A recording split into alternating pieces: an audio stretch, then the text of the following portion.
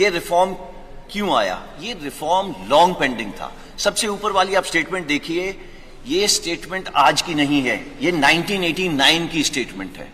1989 में ये काम शुरू हुआ था। हमारी तमन्ना थी कि ये काम शुरू हो, बट उसकी और भी कई सारी पहलू थे। वो चाहता था कि ऑफिसर की एज कम हो, कमांडिंग ऑफिसर की एज कम हो, टीथ टू टेल रेशियो कम हो, तो एक एक करके ये काम शुरू करा गया। कमांडिंग ऑफिसर की एज कम करी गई, जो हमारी टीथ टू टेल रेशियो है वो कम करी गई। उसके बाद कारगिल रिव्यू कमेटी के अंदर अरुण सिंह कमेटी ने बोला एक सीडीएस का गठन होना चाहिए, वो काम हुआ।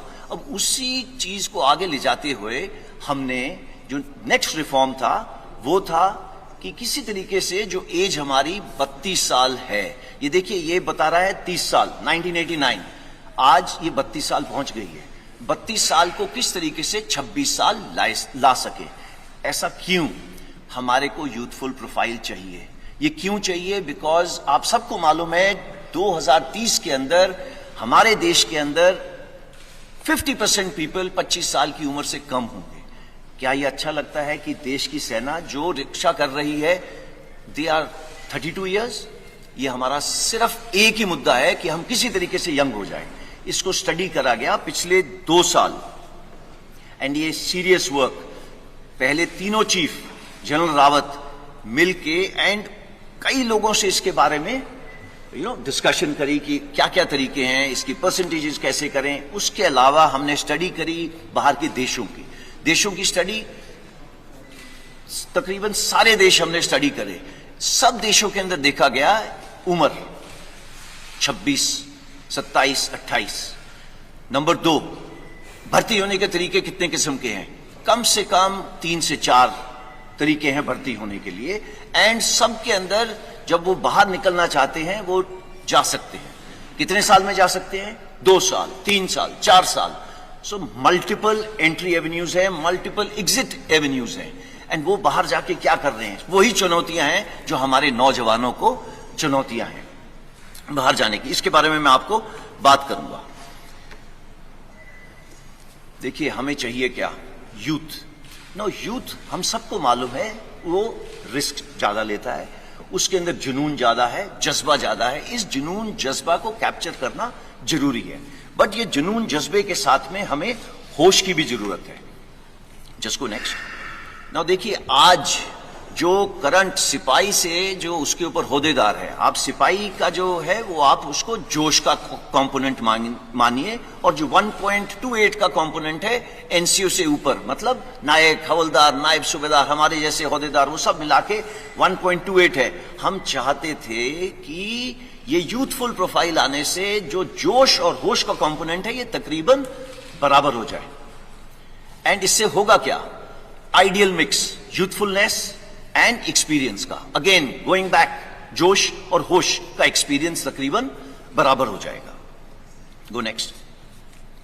सी, आज देश के अंदर आपको मालूम है कि फौज की कितनी रिटायरमेंट्स हैं, ये आप सबको मालूम है।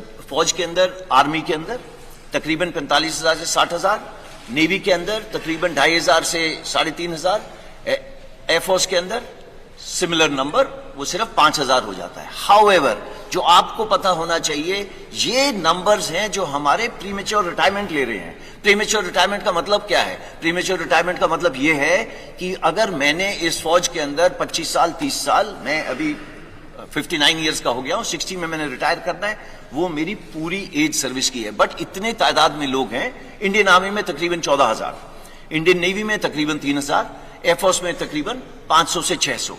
ये लोग आज भी बाहर जा रहे हैं। इनकी उम्र क्या है?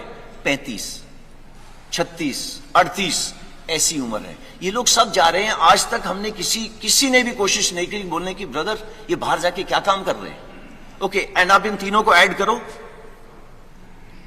ये 15,000, 16,000 तो वैसे ही बन गए। जब हम लोग बात कर रहे हैं 40-46 हजार की 4.5 साल के बाद, तो आप इसको थोड़ा सा अपने दिमाग में रखना, इसके बारे में दोबारा चर्चा करेंगे। Go next.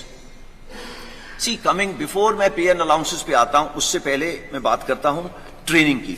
सी, आज का युवक हमारे से अच्छा है।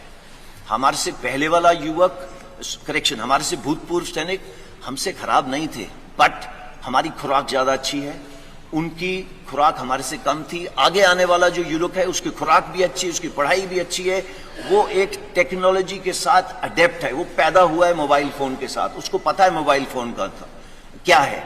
और तो वो कल को जो ड्रोन वॉरफेयर हो, जो आप आज देख रहे हैं टीवी के ऊपर, एक टैंक चल रहा है, टैंक को टैंक नहीं लड़ रहा, टैंक को एक ड्रोन लड़ रहा है। तो आगे आने वाली जो लड़ाई है वो अलग किस्म की होगी, टेक्नोलॉजिकली सैवी होगी। अगर वो टेक्नोलॉजिकली सैवी होगी तो उसके लिए अलग किस्म के लोग चाहिए। और वो कौन सा किस्म है? हमारा यूथ, भारत का नौजवान। ये भारत का नौजवान क्योंकि टेक्नोलॉजी के अडेप्ट है, वो पैदा हुआ है एक ये मोबाइल के साथ खेलता हुआ, कंप्यूटर के साथ खेलता हुआ, और वो आता कहां से है? गांव से। हमारी इनटेक 70% विलेज से। नाउ अगर हमारी विलेज से 70% इनटेक है तो हमारे को जो सॉल्यूशंस बनानी है उनको मद्देनजर रख के बनानी है, ना कि जो अर्बन एरिया के लोग हैं। सो अगर इन 70% को देखा जाए तो वो कहां से आ रहे हैं? गांव से। उसके पास है क्या वहां पे? खेत या कोई छोटा मोटा व्यवसाय। वो उसकी क्लास या उम्र कितनी होगी? वो पढ़ा होगा तकरीबन 17.5 साल की उम्र होगी और पढ़ा होगा 10वीं साल। मेजर इनटेक, ये जो 70% बोल रहा हूं, ये सारी इनटेक हमारी उस किस्म की है जो सोल्जर आपके लिए जाके आगे देश की रक्षा करता है, ये वो सोल्जर है जो 10वीं क्लास पास है। 12वीं क्लास के हम ले सकते थे, बट सी हमारा काम थोड़ा जोखिम का है।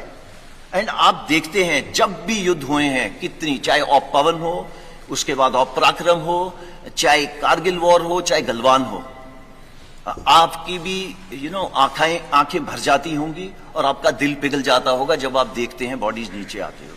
तो ये काम थोड़ा अलग किस्म का है। तो आप इस काम को मद्देनजर रखते हुए हमने देखा कि इसकी उम्र 17.5 एक एंड पे, दूसरे एंड पे 21। इसमें कोई तब्दीली नहीं है। ये पहले भी वही थी और आज भी वही है। तो इन दोनों में कोई तब्दीली नहीं है। उसके अलावा हमने पिछले सालों में क्या करा है? अपना फ्लैब कट करा है। फ्लैब का मतलब देखो, टीथ टू टेल रेशियो की बात होती है, टेल कम करी है और कम होगी आगे आने वाले टाइम में। दूसरी जॉइंटनेस बढ़ी है। कुछ सालों पहले आईडीएस हेडक्वार्टर नहीं होता था, वो बना है। तो इस तरीके की जो बीच बीच में चेंजेस हैं वो सब करी जा रही हैं। उसके अलावा नेक्स्ट चीज ये है कि अगले 4 से 5 साल में हमारी इनटेक 50,000 से 60,000 होगी। इसको ब्लैंक कर दें, 50,000 से 60,000 होगी। ओके, 50,000 60,000 के बाद क्या होगा? ये इनटेक 90,000 से लेके 1.25 लाख होगी। सो इट इज नॉट 46,000। ये हमने क्यों करा है? इसलिए करा है स्टार्ट स्मॉल, स्टार्ट मीडियम। क्यों? सो दैट हमें भी इस स्कीम को चलाने के बाद सीखने को मिले कि इसमें दिक्कतें क्या है। हमें इंफ्रास्ट्रक्चर जो है ट्रेनिंग के लिए उसको बढ़ाना पड़ेगा। वो बढ़ाने के लिए बटन दबा के तो होगा नहीं, उसके टेंडर जाएंगे, उसका ये होगा वो होगा, उसको 3-4 साल लगेंगे। सो दैट हम अपनी ट्रेनिंग कैपेसिटीज जो फौज की तकरीबन 60,000 के करीब है, उसको बिल्डअप करके इस पॉपुलेशन को लेने के लिए जो 1.25 लाख होगी, इसके लिए तैयार हो। नाउ वाई 4 years, जो सब चीजों का मुद्दा है। 17.5 साल 21 साल मैंने आपको बताया, उसके अंदर चेंज क्यों करा गया? इसलिए चेंज करा गया कि पिछले 2 साल के लिए कोविड की वजह से भर्ती बंद थी। भर्ती क्यों बंद थी? बिकॉज हम नहीं चाहते थे सारे एक जवान जिस तरीके से हम लोग एकत्रित हैं एक जगह के ऊपर करे जाए। तो हमने देखा कि इतनी सालों से हम इसकी स्टडी करते जा रहे हैं, अभी हमें एक मौका मिला है to make a change without pain. तो अगर ये चेंज विदाउट पेन हमने करना था, इससे अच्छा मौका नहीं था करने का। इस पे स्टडीज चल रही थी, मैंने आपको बताया, Kargil review committee, group of ministers report, ये सब स्टडी करते जा रहे थे, बट हमें मौका नहीं मिल रहा था कि ये कब करा जाए। Because it was a transformative reform. हमें जरूरत थी, आज नहीं 30 साल से जरूरत थी इस एज को कम करने की। इसका इंपैक्ट क्या होगा? Go next. पहले मैं आपको पे अलाउंसेस का बता देता हूं। जो आज जवान को पे अलाउंसेस मिल रहे हैं वो अग्निवीर को ज्यादा मिलेंगे। ओके, इसका please don't take him cost to company वगैरह जैसे वर्ड, देयर इज नथिंग। फौज की नौकरी एक जज्बा है, इसको आप पे से नहीं तोल सकते। हाउएवर, जो ये आपके सामने दर्शाया गया है, ये सबसे पहले जो 17 लाख के करीब है, ये उसकी पे है। एक सेवानिधि पैकेज है जिसके अंदर उसका योगदान 5 लाख है।